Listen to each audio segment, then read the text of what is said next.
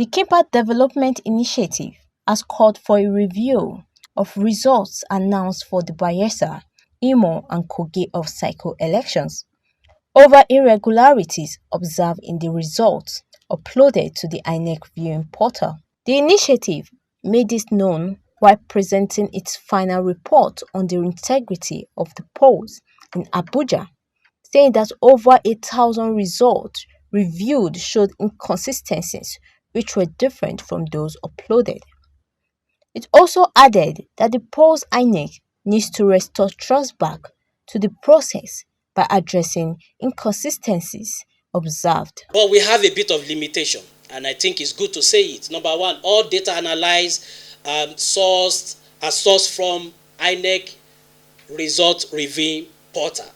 And the study assumed that the data available on the IREF accurately reflect on the ground reality because trained INEC officials uploaded them.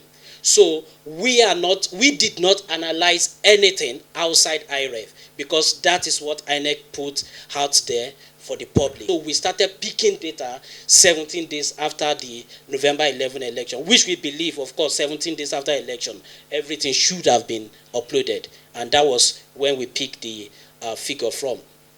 Then the analysis is based on specific time frame. So what we did was we started from November 14 to December 1st. And then here we have today. So it took us a lot of time every day to begin to look at it. So 100% of the results uploaded on IREF, we were able to analyze that. And that was 10,168 results uploaded on IREF. It was a big task. We have to code all the 10,000 polling unit results. So for Bayelsa, 2,202 results were uploaded on the IREF, and so downloaded everything. Imo 4,556, and then Kogi 3,410 was uploaded on the IREF. So the first thing we observe on IREF, we have some registered voter mismatched.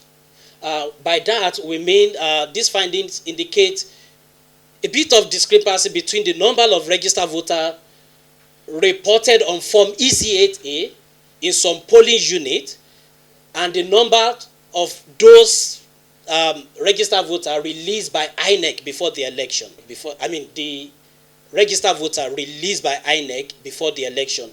Of course, this is the link on INEC website. So you will recall that INEC before the off-cycle election released the total number, the number of registered voters, polling unit by polling unit. What INEC released was totally different from what was written on from EC8A in some polling unit by the ad hoc officials or whoever is in charge of the analysis of exactly what they released on IREF.